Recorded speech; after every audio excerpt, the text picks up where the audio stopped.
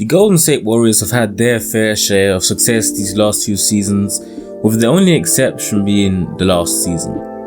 They were dominant, had many fans as well as many haters, and now they're looking to pick up where they left off in 2019, which is title contention. With that as their goal, the Warriors need to decide on how exactly they're going to achieve it, as it's not as simple for them as maybe for other teams. The core of Steph, Klay and Dray is supposed to come back this season, and now the question is, how should the Warriors build around that core? They have a few questions they need to answer first though. Number 1, do they want to maximize their chance to win now? Number 2, do they want to sustain success? And number 3 is, can they maybe do both? The Warriors need to figure this out before this year's NBA draft, because maximizing your chance to win now means trading away your second overall pick, to my understanding, whereas opting for sustained success means the opposite. If the Warriors really want to win now, they are going to need an established player that complements their core. They might not need a bona fide star, but they'll definitely need a player that can play like one when called upon. In order to get that star, they would most likely need to trade their second overall pick, as Warriors right now don't have any valuable trade assets apart from the pick and Eric Pascal. Assuming they agree to trade their pick, who do they trade for? As of right now, the Warriors have 1, possibly 2 holes to fill. Number 1, their big man spot, and number 2 is a reliable third option. Trading for a big man wouldn't be a smart move in my opinion, because players like Marc Gasol, Serge Ibaka and Aaron Baines are all free agents this offseason, and they are the big men the Warriors need the most. Trading for any other big man wouldn't honestly be worth it, because they could still sign one of these guys I just mentioned. The question regarding the third option might already be answered by Andrew Wiggins. Last season he averaged 19, 4 and 5 in the 12 games he played for the Warriors, whilst being the most efficient he's ever been. Now imagine how much easier it would be for him to score when surrounded by Steph and Klay and not having pressure of living up to the hype. I think Andrew Wiggins will do just fine as a third option. So, if all of Golden State's current problems can be fixed through free agency, that means that they don't have to trade their pick. Looking at it now, the answer is yes, surprisingly.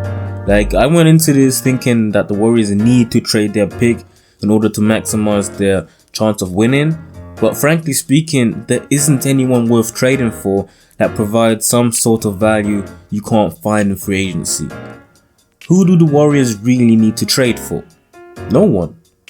With that question being answered, the next would be, who do they draft? Should they trade down and go for a safer pick, dare I say, in Deni Avdija? Should they draft James Wiseman, even if Edwards and or Ball are still on the table? I'm gonna keep 100. I'm not a draft expert. I don't know a lot about this year's draft. What I know is that Edwards and Ball are better prospects than Wiseman though.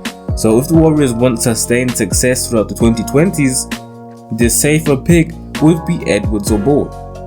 You barely have any bigs that you can actually build around, as the current NBA is more guard orientated, even though we're moving more and more to positionless basketball and players that can sort of do everything. If the Warriors want to win in the next couple of years, they should draft Wiseman though, since he is overall just a better fit for what they need right now, and also depending on what other big the Warriors sign in free agency, Wiseman might find a fitting mentor to develop him.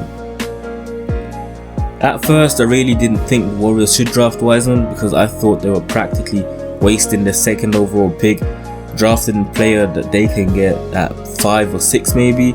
But now I see that unless the Warriors trade their pick, the best fit for them would be Wiseman. I do still think that Edwards and Ball are better prospects and better players than him, but again, the Warriors need Wiseman more than they need one of the guards right now. And if for some odd reason the Warriors draft Edwards or Ball, they would most likely only do that to trade for someone. Maybe try and package, let's say, LaMelo Ball, Andrew Wiggins and fillers for Ben Simmons or Joel Embiid. I do have to say though that is very unlikely, but just looking at face value, Philly fans, Warriors fans, that trade package isn't bad. Honestly, like, Philadelphia 76ers get LaMelo Ball, Andrew Wiggins, and these fillers, right? So they can sort of like rebuild or go into a new direction, or to split up the Joel Embiid, Ben Simmons duo. And the Warriors get either Ben Simmons, right, or Joel Embiid. And just imagine Ben Simmons with Steph and Klay in his backcourt, or imagine the Warriors with Joel Embiid as their center. That doesn't sound bad. Either way, summing up who I think the Warriors should draft, since they're not trading their pick, I think they should draft James Wiseman. This also prepares them for the future somewhat, because James Wiseman is still a top prospect in this year's draft and top 6 pick for a reason.